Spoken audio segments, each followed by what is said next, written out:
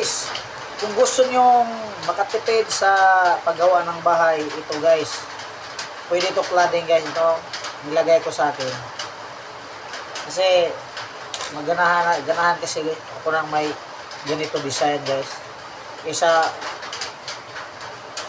matagal yung hollow blocks. Gusto ko din hollow block matibay, pero ito try din to. Pag hindi na ginahan, pwede na baklasin yan at sa tapusin yung hollow block. Half lang hollow block dito, half lang.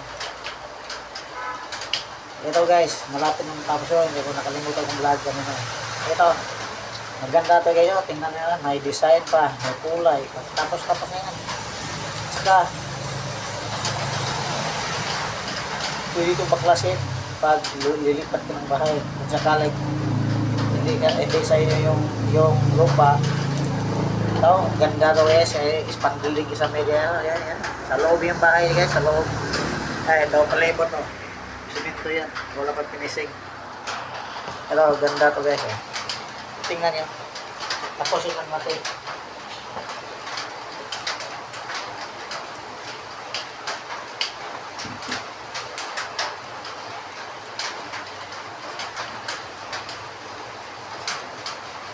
Sana bang iwan this off?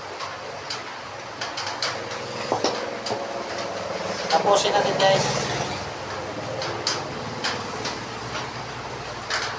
Expert tayo guys paggawa ng bahay guys. Yung ano ngayon, bagong model ngayon na metal lang ang gamit, sublar, half lang. Ang ganda tignan guys. Panalo ka sa kulay, sa design. Ganda. Ito.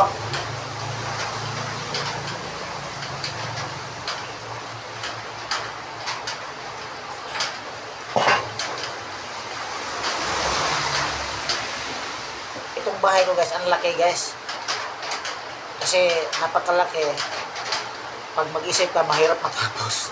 Kaya ginawa kong dalawang story kasi tatlong bahay ito guys. Tatlong bahay. Yung isang bahay gawin yung tatlong bahay. Maluwag kasi ito story ko.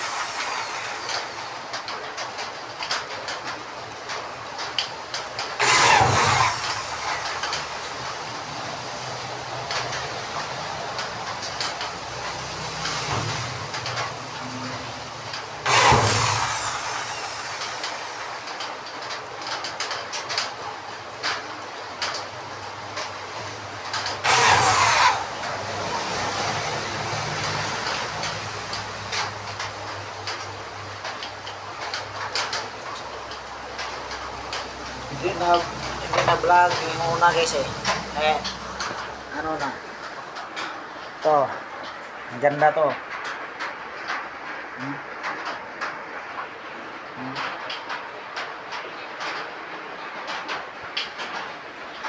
Ito, mahaba to eh. Yan. Isang bahay dito, isang bahay sa harap. Yan, spandrel kisame. Lupit no? Yan. Kasi sirado to. Ito unang gagawin para matapos. Hindi kasi matapos-tapos to. Tagal na to eh. Kasi yung pira napunta sa iba eh. Ito tapusin ha. Ganda to eh. Tiles na lang tinising. At dito, pangalawang bahay, baba, ito. Malaki rito eh. Ang laking bahay to eh. Eh, tingnan nyo.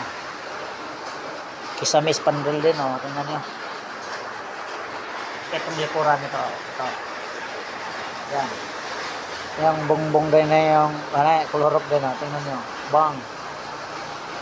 Bang. Bang. Hindi pa matapos-tapos laki kasi yan. Laki yan. Asawa na lang kulang. Hanap tayo ng asawa pagkatapos ha. Ito. Boom. Hindi ha.